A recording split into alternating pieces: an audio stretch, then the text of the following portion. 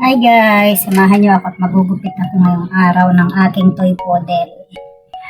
Schedule ko kasi ngayon magupit sa kanya guys dahil marami akong ginagawa.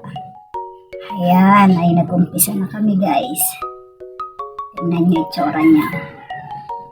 Behave lang yan siya guys kapag ginugupitan ko. Nasanay na kasi siya since baby. Ginugupitan ko talaga, ako nagugupit sa kanya.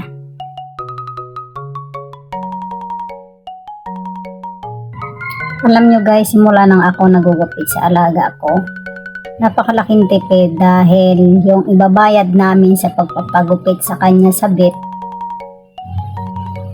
yun ay binibili na lang namin ng pagkain niya and iba niyang gamit. O diba? And kahit anong oras pwede mo gawin dahil sa bahay ka lang. Pero guys, hindi ako magaling sa paggugupit ha. Pinag-aralan ko lang din to. Nanonood ako sa YouTube. And then, ginagaya ko lang. Tapos, bumili lang ako ng gamit. Kaya ayan, nakikita nyo na ako na lang nagugupit sa kanya.